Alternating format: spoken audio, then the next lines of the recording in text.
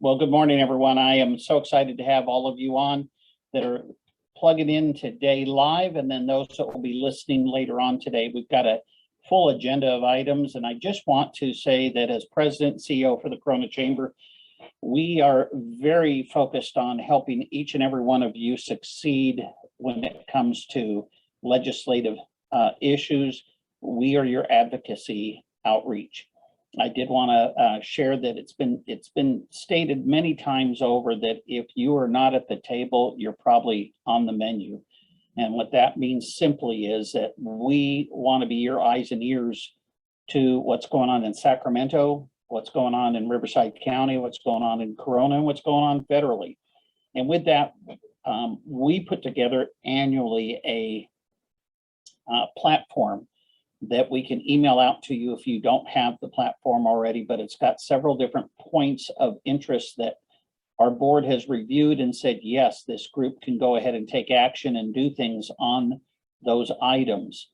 I want to clarify, we do not endorse candidates, but we work hand in hand with many political people because we want their ear and we want them to understand what our issues are. So with that, I want to properly introduce our chair for our legislative outreach. He is a gentleman that used to serve in the state assembly, and he worked on both sides of the aisle. What that means for those that may not be as politically astute, and that's not a problem. We're here to educate as best as possible, but he works with all the electeds up there, and he knows how to work with Republicans, Democrats, independents, non-preferenced or non-stated positions. He wants to make sure that he, when he was in office there, that he would do something especially for the business community. He is also a former mayor of the city of Corona and a council member in the city of Corona prior, and now he continues his successful insurance business.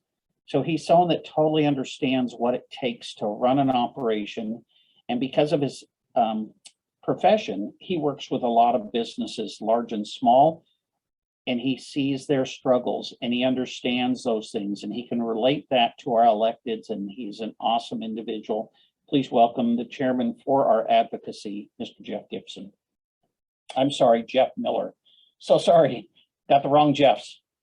I wish I was that smart.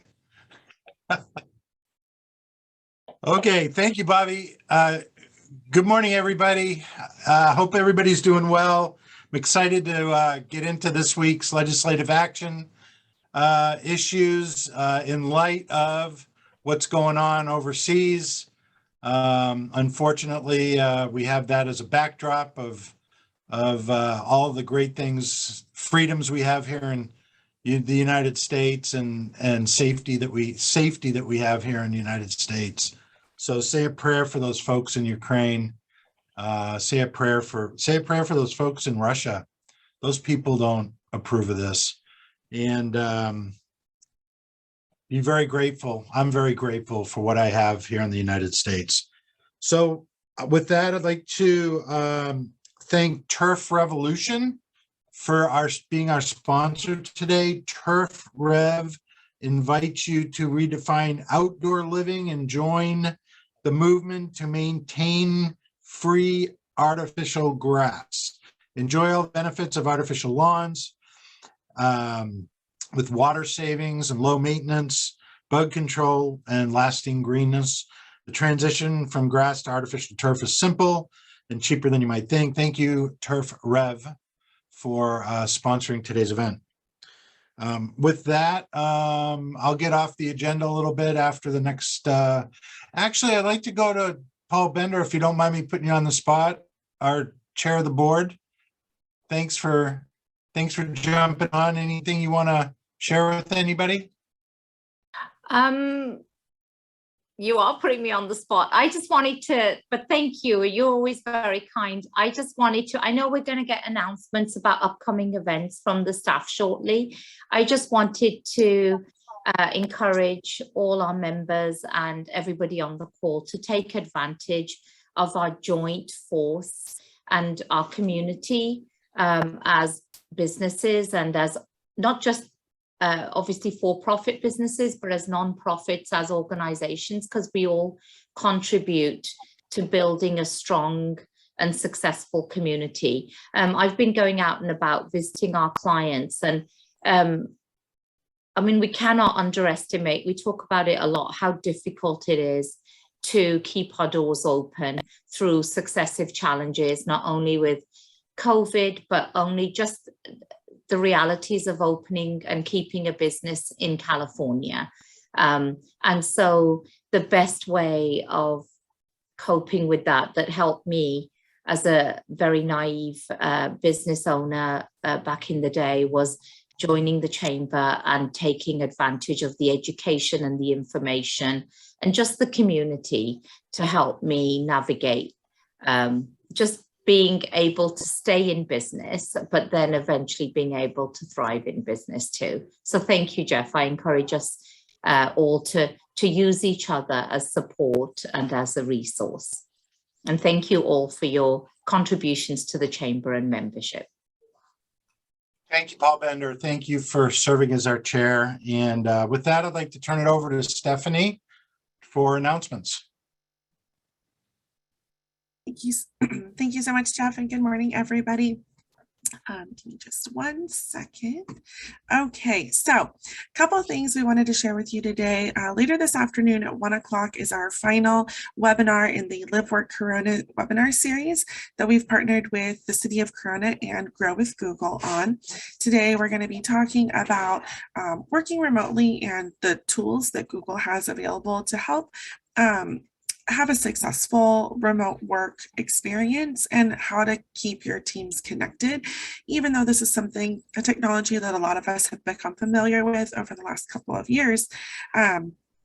We don't know what we don't know, and maybe there might be a new tool in here that could make a big difference for you and your company. So it's free to attend. It's an hour, and if you can't attend live but you're interested in the topic, you can always sign up and get the recording back from that.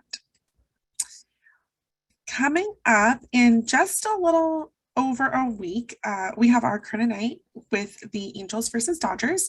This is an exhibition preseason game at Angels Stadium, and we're so excited. Our tickets are actually almost sold out. As of last night, we had 2 left in one section and 1 in another, and then there's a bunch up in the upper areas. So if you want to attend this, your opportunity is coming to a close. So April 3rd, it's a Sunday night, and you'll be there with many of your fellow Coronans. So we'd love to see you there. There are actually 2 links that you'll see on your screen. So the upper view tickets I mentioned are that first one, Corona Angels Night 2022.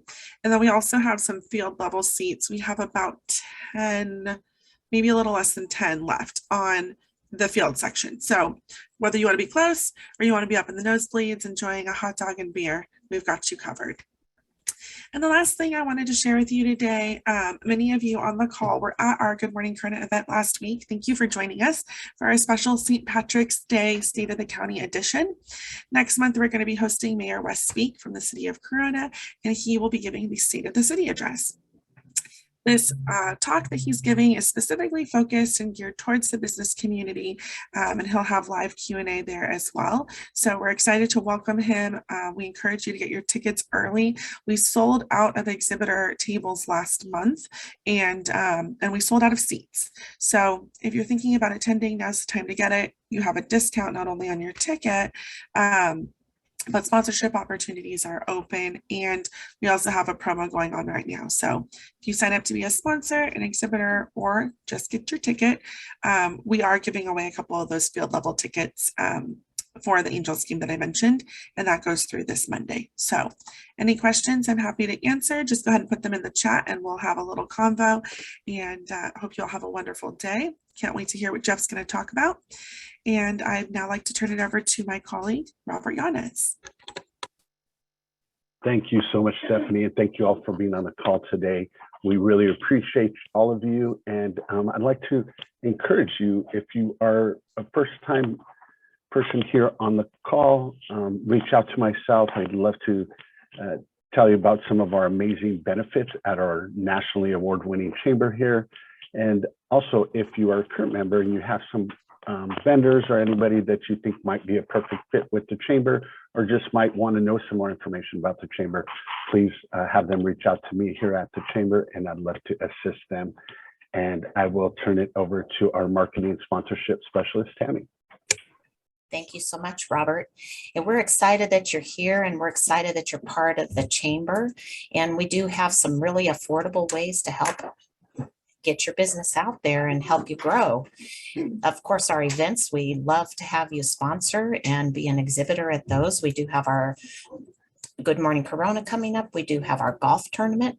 But if you want some ongoing affordable ways to be able to promote your business, every Thursday you get some flyers via email to Robert and I. We can get you in on our e-blast. And the first of each even month, if you get your flyers or your ads to us, we can help you be in our business newspaper. Very affordable ways to help promote your business.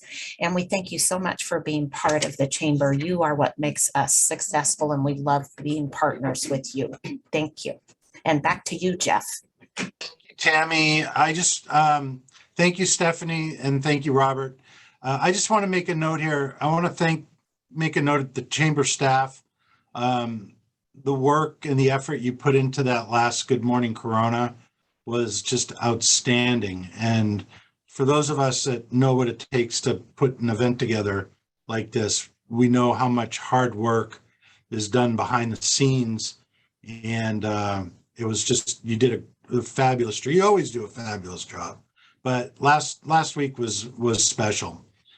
So thank you. Note of thanks. With that, I'd just like to get off agenda real quick. I like to recognize some of the nonprofits online. Jim from Peppermint Ridge is online. Maybe he can put his contact information in. Hi, Jim. Or if you've got any special events coming up, Jim, feel free to share. And then I'd like to go to Brad West for a quick update from Assemblymember Sabrina Cervantes' office. Yeah, good morning, everybody. Only update I have right now is that we're partnering with Community Action Partnership on outreach for their free tax prep services. So if you know of anybody who makes, I think is it like $70,000 and would like their taxes done for free, they can contact Community Action Partnership and actually drop off their documents at a community drop-off site. Or you can feel free to send me an email and I can link you to the closest site. So thank you very much. Thank you, Brad. Anything going on with Peppermint Ridge, Danny or Jim? Any events coming up? Absolutely. Our gala is on the 2nd, and our online auction starts this Friday. So just go to our website, peppermintridge.org, and you can spend lots of money, and it'll all benefit the Ridgers here at Peppermint Ridge. Thanks.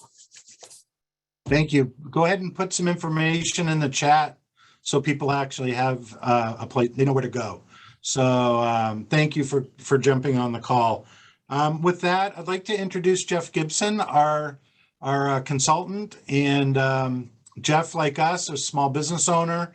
He owns Occidental Communications Group, has been for the past 35 years, has specialized in political campaigns and advocacy and government relations, government consulting, entitlements.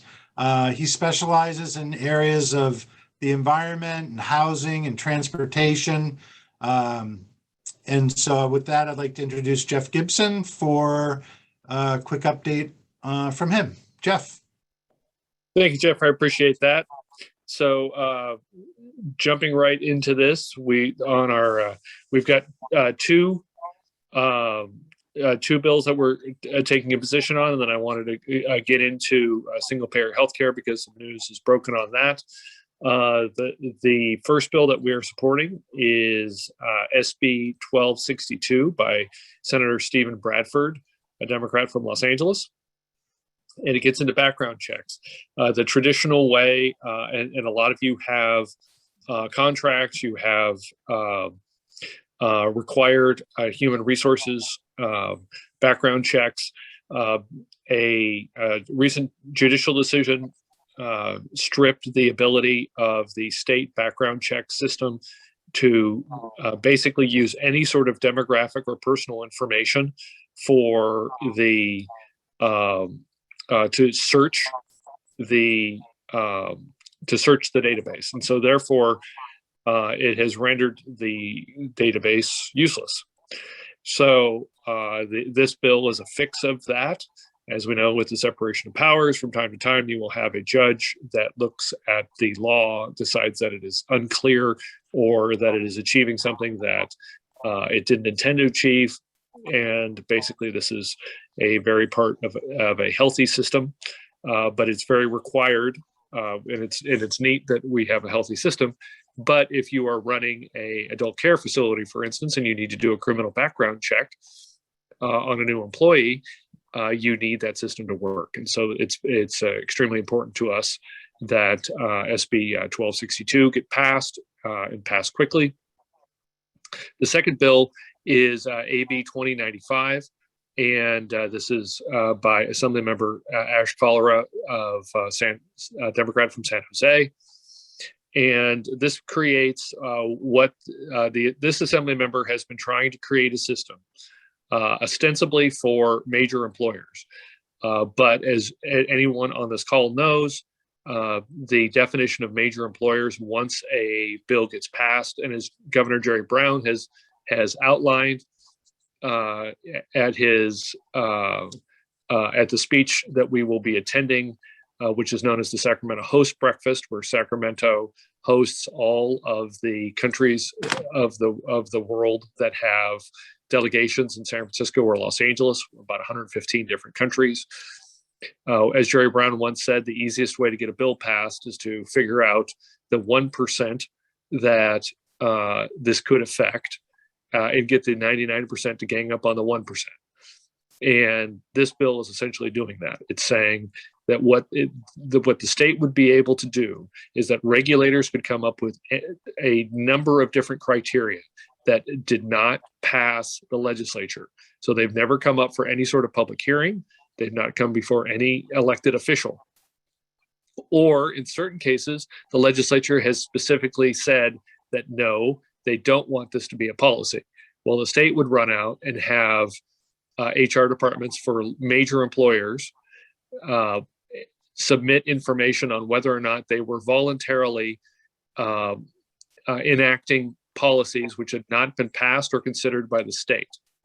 Based upon whether or not they were enacting those policies, the state would then issue a finding of whether or not the employer, just off the top of my head, say Walmart, was a good employer or not, and therefore affect the capability of Walmart to access capital markets so that they could continue to expand. Obviously, this is and it's not just Walmart, it would be Starbucks, it would be any organization that has over 1,000 employees.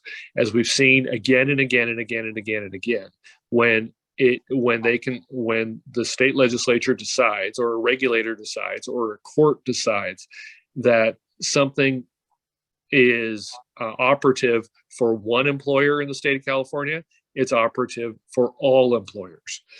So we are opposing this. We opposed it last year when the legislature opposed it itself by not passing the law, and it's very important to us. Not because we think that the employers in question are doing something right or doing something wrong, but there is a process. It's actually outlined in a document called the Constitution. The Constitution is actually something that is designed so that everyone can read it. And it sets forth a series of protections of our rights, not the capability of the government to enforce regulations and policies that had never been voted on or considered in public. And so therefore, since we're big believers that the Constitution is actually a document, and that there are words actually in that document that do certain things, we are opposing this law. And if the good assembly member feels that there are certain policies and procedures that should be enacted on employers like you, they should go through the legislative process as opposed to shoving it into the regulatory process and then into the public market process, where companies like yours can access debt, can access lines of credit, can access credit cards, etc. You should not have to carry a ranking based upon something that the state has decided is important enough to rank you on and to tell every bank in the world whether or not you're doing something correct, but has never, ever had a public hearing on whether or not that policy was appropriate. So those are the two bills that we're taking positions on. Happy to answer any questions that you may have. Thank you, Jeff. Anthony, the slide with the bills that Jeff was talking about, are those, there you go, okay. Yeah, those are from last week. Oh, No, okay. I got new slides. Yeah. Can we find his new slides and put them up? Is that possible?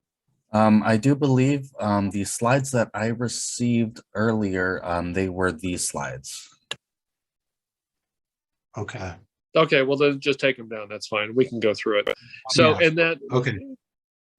looking at single payer healthcare. So we came to you about 6 weeks ago to discuss what the governor had decided was a major issue for this year, a major policy issue this year, of the expansion of Medicaid, which is essentially pre-existing single payer healthcare for indigent individuals in the state of California. It's a federally funded system, and where the state also pays into it through and in California it's known as Medi-Cal. And it was expanded under Obamacare to basically give almost every single person on this call and throughout the state access. But you could also buy private insurance, as we've discussed throughout the process. What the governor has backed is a proposal to create what's known as California Care, or CalCare, which essentially is Medicaid for all, and that it would be a single payer system that everyone would have to participate in, and that private care would largely be eliminated. And in its place, if you made over $60,000 a year, which is essentially the median income in the state of California, you would pay 2 to 3 times what you pay now, so that people that make under $60,000 a year could benefit from access to on-demand access to healthcare. The Medicaid system and the Medicare system and all of these different publicly funded systems, while very well intentioned, obviously are not known for their incredibly high level of care. So this is something that if you are an advocate for high quality medical care, this may not be the system that you're looking at. Well, during the early debate in January and February on this process, the state legislature, through the health committee, and health committee staff are appointed by the chairman of the health committee. And so when you had the health committee chairman, or the health committee chair, excuse me, endorsed bills that expanded Medicaid. So they were already in favor. Their staff produced bills or produced analysis that showed that the cost of this was about $250 to $350 billion. Experts at the time thought that was well low. They came back again and said, well, it might be as high as $400 billion. This exact debate is the reason why we are very reticent about taking a position on a lot of bills, because a number of the analyses that I read every single day come from committee staff. Committee staff is a partisan staff working for members that have already announced that they are interested in enacting or opposing policy. So it is partisan analysis. That doesn't mean that it's always wrong, but it comes with a definite outlook. And Jeff Miller can talk about this. There's also a legislative analyst, which takes a deeper dive of major issues They are nonpartisan, and they're very, very highly thought of. And if you look back and you read the analysis from legislative analysts going well back, you can almost put together an exact blueprint of unintended consequences that were well established years before California made policy decisions. An example would be the deregulation of energy. In the early and mid 90s, the only people that were opposed to it in Sacramento was the legislative analyst office, and they actually described situations where hospitals would have their energy turned off because of the functioning of the system. So that would be a classic example of what happened when 120 legislators voted unanimously to, quote unquote, deregulate the electricity system of the state of California. And within 5 years, it was bankrupt to the point of rolling blackouts in 2002 and 2003. So the legislative analyst is very, very good at establishing what the actual cost of of a proposal is. They have come out and said that it's not 250 billion, it's not 350 billion, it's not 450 billion, it's 550 billion as a minimum in cost, which on a state that is producing $287 billion in public spending this year, give or take about the $3 billion that they're going to spend on roads. So if you think about that, you've got a state, and if we had 100 priorities, one of them would be infrastructure and 99 of them would be something else. So we'd be looking at a bill of $550 billion, well north of 2 times the current budget. So Jeff Miller was nice enough to bring that to us. We provided some other analysis. I want to give him the opportunity to speak to it. No, I just I'll put you on the spot. You always put Paul Binder on the spot. I'm putting you on the spot. Oh boy, the pressure's on. Yes, well, we always relied on our committee staff to persuade the argument in the direction we wanted it to be persuaded in. However, when it got over to the legislative analyst office, we all pretty much knew that was the kind of the bottom line and what the reality is or was of the bill. I thought it was important to bring this up again today only because of that. We were getting estimates on what single payer healthcare would cost in the 200 million range. I had always figured I was like close to $400 billion, but the LAO came out and said it was between 494 and $552 billion to pay for this program.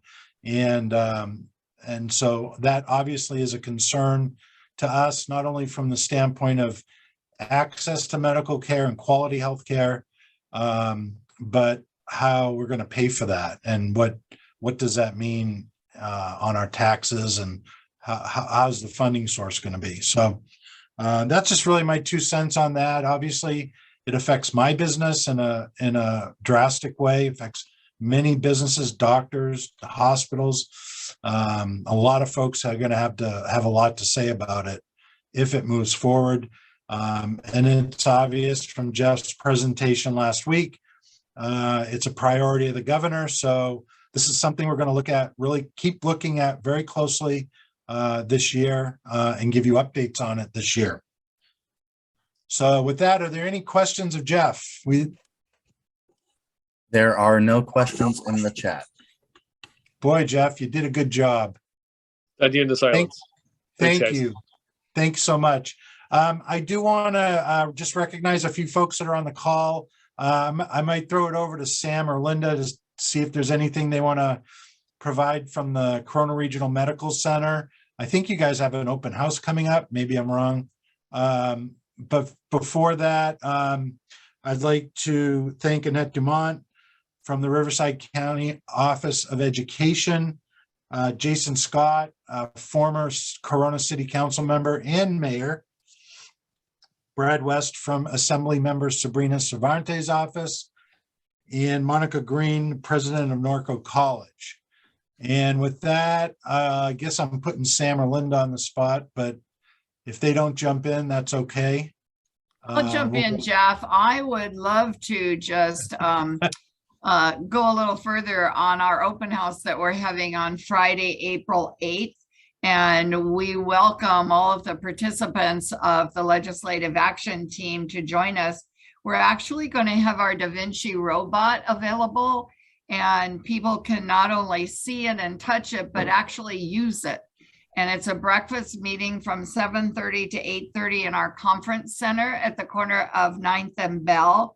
And just come on and join us, because it's an opportunity that most people don't get to have, because this robot is usually in an operating room. So we welcome you to join us, just 7:30 to 8:30, and we'll have breakfast there for you, and just kind of an open house. So thank you, Jeff, for bringing that up. We're thrilled to be able to have that exposure. Linda, I want to clarify also, that is where you can come in at any time during that hour. It's not like a set meeting. Absolutely. Yes, so if it's on your way to work, stop by at 7:30 or maybe a little earlier. But then if you want to go to work first, then stop by at 8:15, you can surely do that too. So, okay. Thank you, Linda. Sam, anything you want to add to that? No, I just want to As the say, CEO of the hospital? if you want to play with that robot, that's your chance. There's going to be opportunity to physically operate that robot. And it's a really fun toy to play with. It's a $2 million toy, but it is fun to play with. Just a quick update on COVID. Again, our numbers continue to be soft. We only have 5 patients in house. Half are vaccinated and half are not vaccinated. So that's the luck of the draw at this point. Anybody in ICU? No patient in ICU. Great news. That's great news. I'd also like to point out, and Jeff, I don't know if Jeff mentioned it, but I just got note that effective April 1st, for large indoor events like concerts and sporting events, California is dropping the vaccination proof or negative test results effective April 1st. So that's really, really great news. And that's not an April Fool's Day joke either. That's It's not a real joke. thing. It is not a joke. It's for real. With that, our legislators, feel free to contact their office, Senator Richard Roth and Assembly Member Sabrina Cervantes. I think we're going to put their contact information up on the screen. And there you go. Well, want to thank Turf Rev for being a sponsor. Thank you, Turf Rev. And thank you, everybody. Say a prayer for those folks in Ukraine. Say a prayer for those folks in Russia. And go out and make some money. Meeting is adjourned. Thank you. Thank you, Jeff.